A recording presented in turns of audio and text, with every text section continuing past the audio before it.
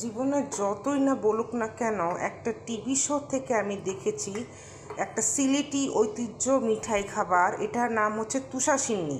তো আমি কিছু বাদাম সিলেক্ট করেছি, যেটা মিক্সড বাদাম।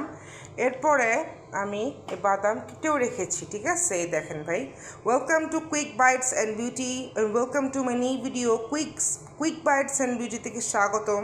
আশা করি আপনারা সবাই ভালো আছেন, সুস্থ আছেন, আল্লাহর রহমতে সবাই খুব ভালো আছেন।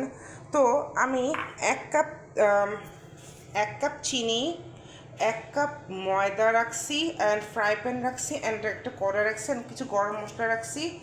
সো আমি দেখাচ্ছি কীভাবে এই তুষারসিন্নিটা তৈরি করতে হয় গাইস।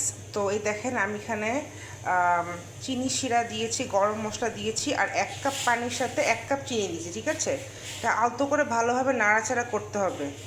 যতই মানুষ বলুক খোটা দেখ না কেন, নিজে ইনকাম না করলে কেউ আপনাকে সে মুখে তুলে খাওয়াই দিয়ে যাবে না, ঠিক আছে?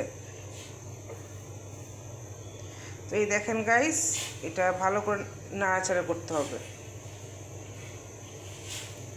যতক্ষণে চিনি সেটা ভালো মতো না হয়। এটা অন্তত 10 মিনিট নাড়াচাড়া করতে হবে, যাতে ঠিক মতন যেন স্মেলটা আসে চিনির শিরাতে আর কি, বিকজ চিনি শিরা ছাড়া তুষারসিন্নি বানানো অসম্ভব।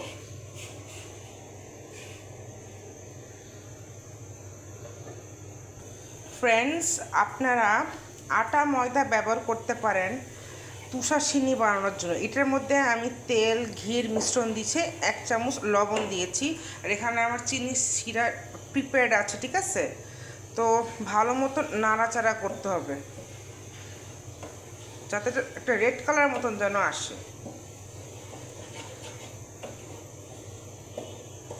এরপর চিনি শিরাটা আমি দিলে দিব, আর বাদাম কুচিটা আমি দিয়ে দিব। এই দেখেন বন্ধুরা, কি লাল লাল হয়ে গেছে, তাই না? তো লাল লাল হয়ে যাওয়ার পরে বাদামটা ঢেলে নিব। এত স্টিফ হয়ে আছে বাদামটা, আমি দিতে পারতেছি না। যাক, বাদামটা ঢেলে নিব, পুরাটা দিয়ে নিব বাদাম। সুন্দর মতন যেন এটা ব্লেন্ড হয়, খেতে যেন সুস্বাদু হয়। ফ্রেন্ডস, তো তৈরি হয়ে গেল মজাদার তুষারসিন্নি। এই দেখেন,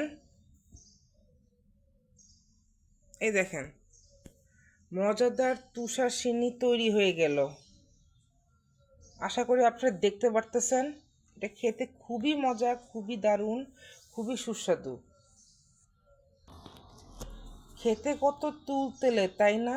খেতে আসলে অনেক তুলতুলে, আমি কি বলবো, অনেক মজার, অনেক টেস্টি। আমি কাছে দেখায় আসলে অনেক তুলতুলে। এই দেখেন, অনেকটা মজা, একদম মনে হয় স্বর্ণ দিয়ে যদি কেউ বানায় এরকম শাইন করতেছে, এত সুন্দর। তো এই পর্যন্ত, খোদা হাফেজ।